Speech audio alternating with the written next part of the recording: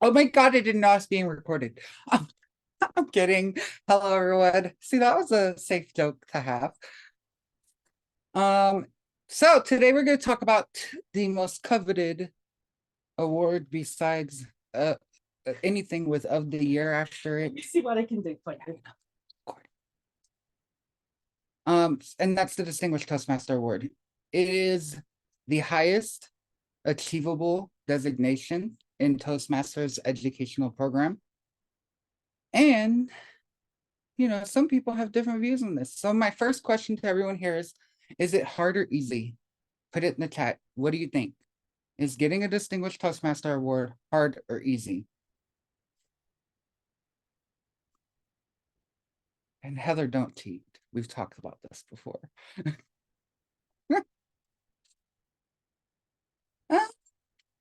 See? Okay. I'm gonna love you here and say that you're not wrong, but you've been taught incorrectly. See, the Distinguished Toastmaster Award is not hard. And it can be time consuming if you are not doing it correctly to your style. Much like the education program, which is Pathways, don't just do it off the book. If you do it off the book, it's not going to apply to you. You're not going to get as much out of it. Tailor it to what you're trying to become. Tailor what you're trying to learn. And here's the best advice I ever got from someone when I started pursuing my DTM. Yes, it's a checklist, but if you're working it correctly, you're actually fulfilling everything you're supposed to be learning in the Toastmasters program. So we're going to start with the simplest thing. What's the first two things you need? Two paths. Now, don't always limit yourself to I can't do it in a year, I'm done. No, not everyone can do a path a year or two paths a year. And it all depends on the amount of stuff you're actively participating in. Some people at work have more projects, more responsibilities, so they can apply more of that to their levels. However, some people don't have to interact with people or aren't in project-based systems, and therefore they have to find projects to work on because they don't have it automatically given to them. So work with the Pathways Chair and Heather on how to apply that to your life and get that moving. But Pathways completion is something we all are working on anyway. But you need two paths. After those two paths, once you open up your second path, and I think it's once you hit level 2 or 3, don't quote me on this, I don't have like this specific thing in front of me of when you email international. You will email Toastmasters International Education Program, and I think it's educationprogram@toastmasters.org, and you will ask them to open up what is called a Distinguished Toastmaster project. You have to specifically email them to get access to this. And what this is going to do, yep, get it done, Heather. You're calling yourself out in the chat. You're making it too easy for me to call you out. That's absolutely fine. Yeah. So get that opened up, because what that is, for instance, one of my projects I did as from one of my Distinguished Toastmaster Awards was to help chair conference. That is a really big program.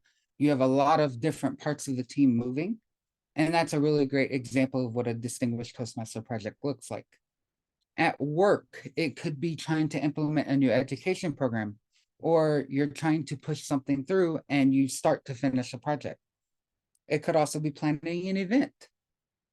So anything that involves creating something or managing something for a specific period of time where you actually have to lead a team to do it is considered what is valid for a Distinguished Toastmaster project.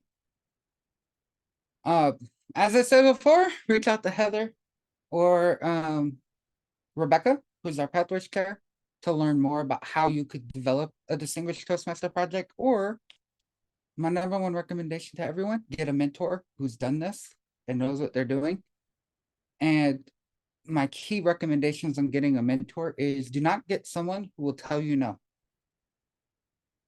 I mean, and what I mean by that is sometimes they'll tell you no because like you're just going off the rails.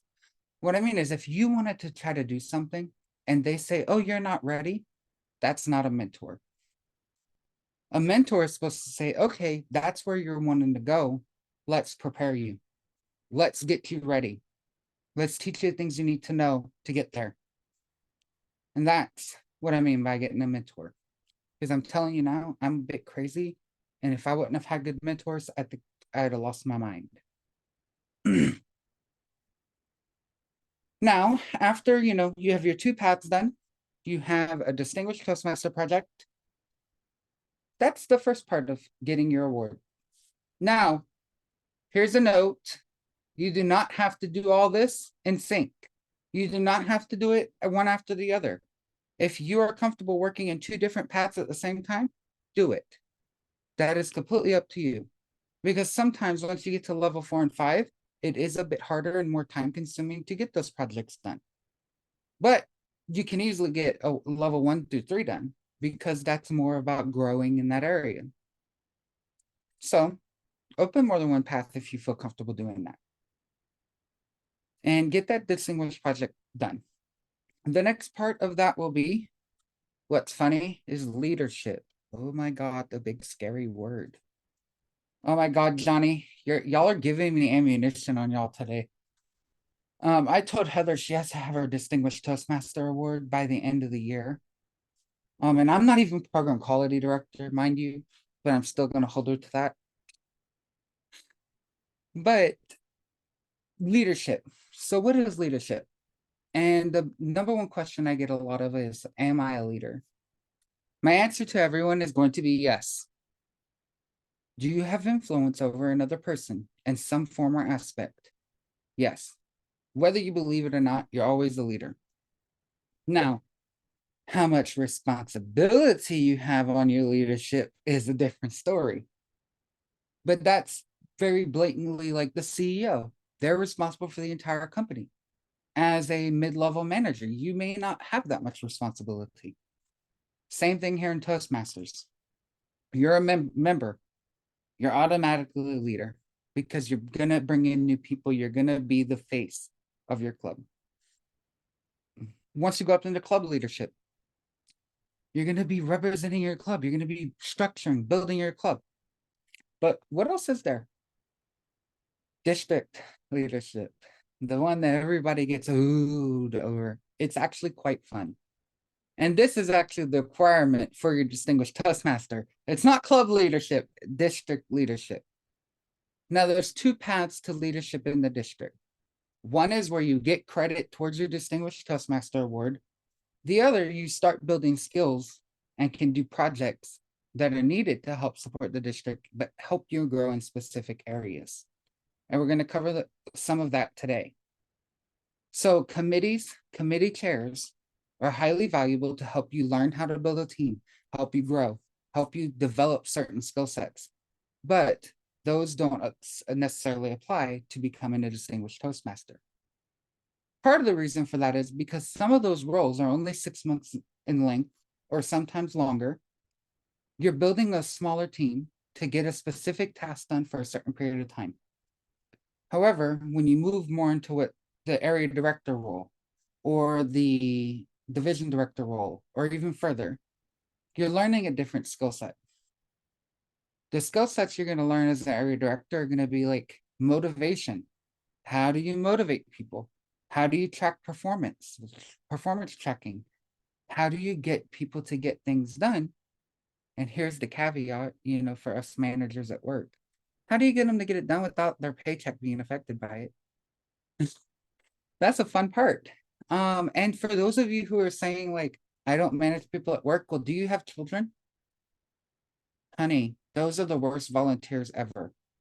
Um, like if you have kids, you know what I mean. It's like getting a mule up a mountain. Like sometimes I'd rather be a parent to a Toastmaster than to a regular kid because it is harder to get kids to do something than it is Toastmaster. But that's the benefit of Toastmaster if you're a parent. You can learn how to motivate people and get them moving without, making them feel like you hate them, without making them feel like they're nothing. Whereas at work, you may look at it this way. Yeah, I can get my people to move. They get paid for that. But Heather said this perfectly yesterday. Do they like you? And you may say to yourself, I don't care if they like me. But that's full of crap whenever you get into higher levels, because your performance reviews are based off of what they say about you. And if they don't like you, honey, you're just gonna get the worst. As a college professor, some universities actually base your promotions and salaries off of these performance reviews that students do on their professors. So depending on where you are in life, whether you have kids or not, whatever you're doing, it's always like it can apply to something in your life. If you're a salesperson, oh my God, like their worst tickets, trying to sell people stuff. So selling. When you're an area director, you're selling the Toastmasters program to clubs, helping them align it with their goals and helping them work the program. Now, area directors will, oh, my camera froze. Lovely. I know you can hear me though. Fun day. And it just connected again. But when you become an area director, it's the first actual time that you step outside of your club and you're actually responsible for something. And if you don't do it, everyone can see it. It's that first big role. But here's the fun part of being an area director. You don't get fired. Oh my God. What did you just say? Like, I can go practice being a manager or leader and I don't get fired. Yes, give me that, hands down. When I first became area director, I thought it was scary, but I also said, I got this. I just make them do whatever I need them to do. Cause that's how I grew up. Like that's where my company was. Is like I just sent an email and all of them employees knew what to do, because if they didn't do it, they get docked. In Toastmasters is like, you send an email. Well, why are we supposed to care about that? That's your metric, not mine. So it's a lot of fun getting to connect.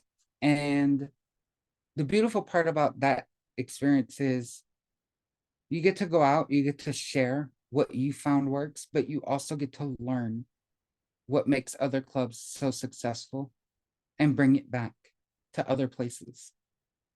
You start getting to help and grow people. You start realizing that you can have a greater impact outside of your direct environment. And then, as Johnny was saying earlier, you start realizing where you mess up when you speak, because in your club it's safer than when you're speaking in other clubs, because each club has their own culture. But don't let that deter you. You are amazingly beautiful. Then, there's division director, whereas you're actually leading a team of area directors to do what you did the year before. And then past that, you have your top 7, who is your district director, program quality director. Hey, Heather. Club growth director. Hey, me. Public relations manager, finance manager, administration manager, and your immediate past district director. Those people are normally what you would look at as a C-suite in your company. Your district director is CEO. Your program quality director is normally your chief education training officer, like your chief people person.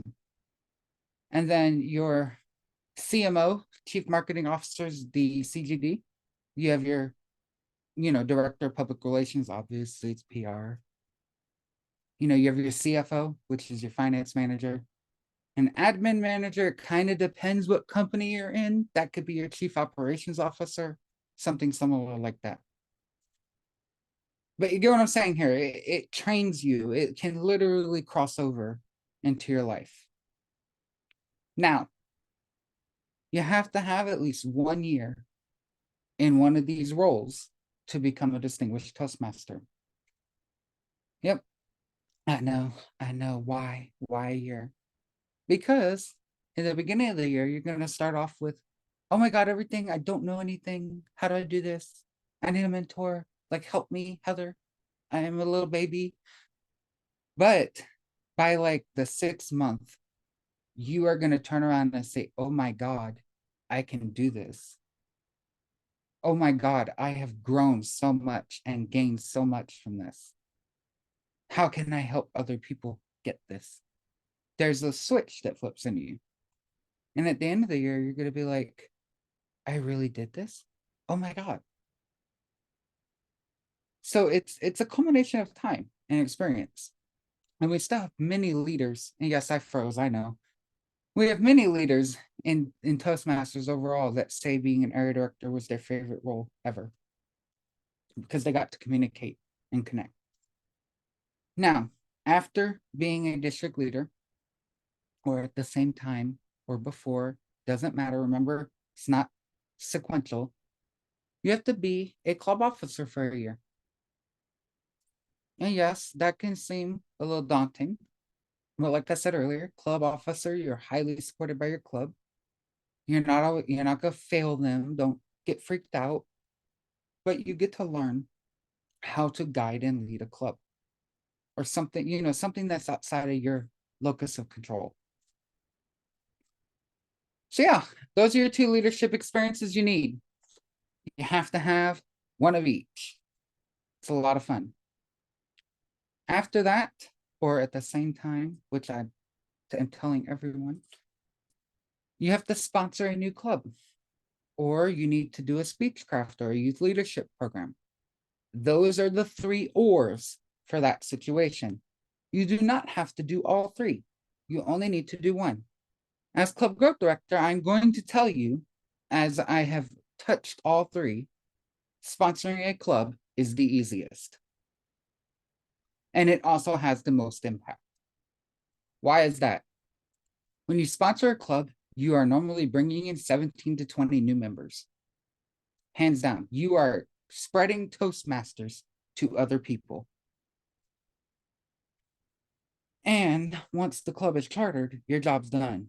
Yay. Like you get them to charter, you're done. Speechcraft, however, is you kind of guide new people who aren't Toastmasters and you don't know if it's going to pay off at the end to getting them to learn about Toastmasters and hopefully bringing them into your club or creating a new club from them. With a speechcraft program, I think the fee is $50 to run a speechcraft per 5 people. I think it's still 5. Yeah, 5 people per speechcraft. You can team up with other members of your club to run a speechcraft. Speechcrafts are great if you have people who are like, oh, I like Toastmasters, but I'm just not sure if I want to join. Get them in a speechcraft. It helps them work by the time you're done with the speechcraft, if they say, I'm joining, they already have a level 1 done. Yay. That's a big thing. Youth leadership program.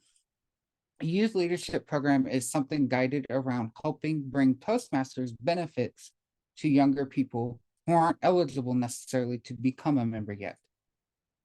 Now we have Gavel clubs as well, and those clubs are clubs around people who are under 18 and who will be future Toastmasters.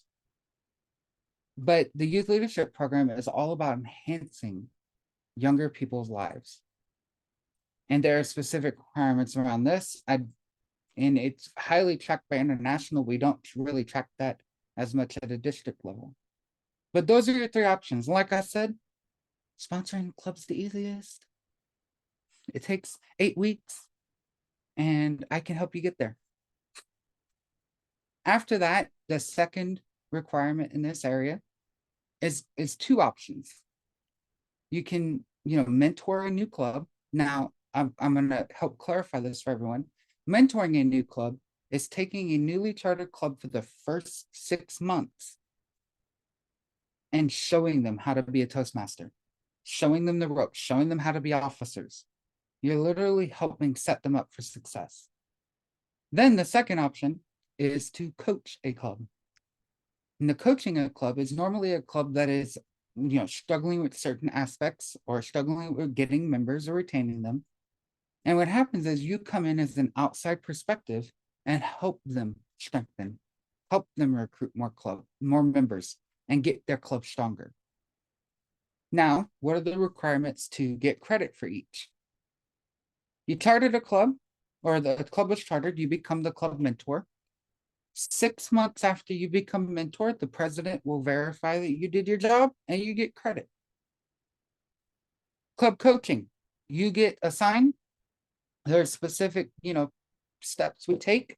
You give progress reports, monitor, help them create an action plan. You need to be assigned by December 31st of the Toastmaster year you're involved in order to get credit. But your primary goal is to help set them up for success in the future while also helping them reach distinguished for better that year. So you need to get them, their membership up. You need to help them achieve their goals, get their DSP in. Yeah. It's not DSP. Sorry. Like I said, my brain's off. It's the Distinguished Club Program, DCP. Yeah, good. Thank you. I knew I was going to correct myself. See, everyone has room for growth. So the DCP, you're going to help them understand how they can use that to help their club get stronger. And then you're going to get credit once the club becomes distinguished or better that year. Okay, yep, I know. So DCP is Distinguished Club Program. Then you have, remind me if Club Coach is Club Coach. Club Mentors, Club Mentor. I'm not sure which other acronyms I've used. You said CSP as well, Club Success Plan. Club Success Plan, District Success Plan. I kind of crossed those over, sorry. So it's a lot of fun when you get to do this. And the primary benefit of both is that you can help a club become successful. You get to help structure and help that club become successful, but oftentimes you find that you get to learn how to do things better for the future for you too. Like I said, these are all opportunities you get to step outside of your own skin and share your knowledge, but also be like, oh my God, I never thought of that. And I wouldn't have thought of that if I'd have just stayed in my club. So it helps you grow in many different ways. Now, those are an either or. Like I said, as club growth director, if you sponsor a club, normally you stay on as mentor and you get both credits in about 7 to 8 months, which is really helpful.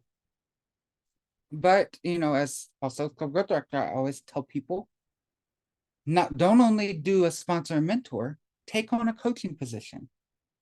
Why, you may ask? Because coaching is critical as well. You're not only going to take new clubs and teach them how to be successful, you're going to go in and say, okay, if I have a club struggling and I'm going in as a coach, I'm going to say, okay, where is the missing link? What piece of the chain has fallen off, right? And you may use other innuendos for this, but what piece of the chain got weaker over time, as is with any process system or car, for example? And you're gonna be like, okay, how can we strengthen that? And you may come in with a bunch of ideas your club does. And they'll be like, no, that's not really us. No. So it challenges you to think, how can we apply this for them in their way? How can, we effectively get them to do this? This is really beneficial in life skills because, oh my God, if you have kids, when they look at you and sit there and tell you no over and over and over, you have to find a way to get them to move. You like your employees. If you're not seeing someone move, how can you change the perspective to help them move forward? So yeah, those are that's the path to your Distinguished Toastmaster Award. And when you look at it as an overall path or checklist or whatever you want to see, you'd be like, oh my God, that's going to take me 10 years. Oh God, that'll take me like 5 years. No. I am living proof it can be done in 18 months or less. As I've done it twice. Then I have my mentor who got their seventh DTM in 5 year span. So it's highly possible to push and do these things. And if you're actively involved in growing other people, get that done quickly. Now, the key here is it looks different for each person. I may be a go-getter. I may be type A all the way and want to do everything, in a straight path or at the same time and get it done. I may have time for that, right? And that's fine because as long as I'm growing, as long as I'm helping other people and growing and being able to apply it outside, I'm getting what I need out of it. And I'm also helping other people get what they need. But there are other people who don't have time necessarily. I'm gonna pick on Heather, blame Heather Day. But Heather may have more responsibilities at work that limit her time to be able to apply as much time to this per se as other things, right? Heather may have like 6 kids at home, and I know she doesn't, but she may have 6 kids at home who all have different needs. And so, like I've said, she may have different time requirements. And so completing a Distinguished Toastmaster Award in, 4 years is a goal for her. That's very reachable.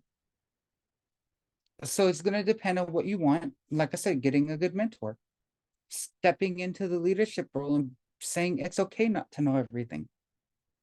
It's okay not to know it all. Someone else is here to help guide you. And then, yeah, once you do that, you submit it and you get that beautiful plaque they send you and the beautiful DTM after your name forevermore, because you are never an ES5 or EC2 after your name. You're always going to be DTM. And yes, like you may not think that matters until you realize that when you go, like Johnny was saying, internationally, people in India, when they see that, you are always introduced as Distinguished Toastmaster name overseas because they highly value that credential. At work, you can be like, yep, I really applied myself and learned how to do leadership. I think I'm ready to take on more, or I think I'm ready to start taking on more. Can you help me learn how to do that here? It makes you more confident. There's so many benefits. Sorry, I'm rambling right now because it's so good. You learn how to advocate for yourself. You learn how to advocate for other people. You learn how to speak up for what you want. You learn how to tell your HR department, I would like a raise, please, and this is why. So yeah, it's a lot of benefits. Speak to Heather, speak to me, speak Johnny, I don't know how well versed you are in DTMs, but speak to Rebecca, because Rebecca's Pathways Care, she could help. Speak to one of us who are either are actively have it or actively working on it, and we can help tailor it to you. Because at the end of the day, your growth, what you get out of it and what you can transform out of it is what matters. You're what matters.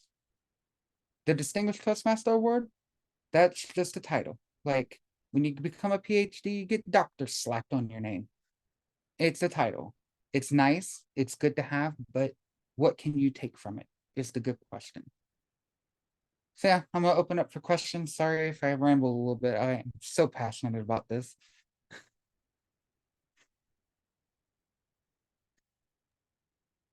Well, I do appreciate you laying out the steps and giving some examples and background for each role, because it's one thing to read the checklist. It's another thing to know what each role entails. Although having the list in front of me as you're explaining would have been helpful. Yeah, I have to. So luckily my mentor, who you heard earlier, sitting next to me, has a beautiful Excel sheet list that was created, and I'll have her send it to me and I'll send it out. It's just a tracker, like a checklist thing. But that's why I was saying earlier, it's, don't look at that and be like, I need to do this sequentially, or I need to do this, this, and this. No, tailor it to you. The only thing that has to be done before another is for you to get to that level 2 in your second path before you ask them to open up your project. You have to have completed a path and you have to be at level 2 for them to open it. Right. Oh, three, sorry. See? But yeah, so it's, and if you're worried about how can I get through my paths, I don't have that many speaking opportunities. I'm gonna give you a really good hint here. Visit other clubs. Like just go visit and give a speech. So many clubs look for outside speakers. Go visit, give a speech there, get evaluated, and it still counts.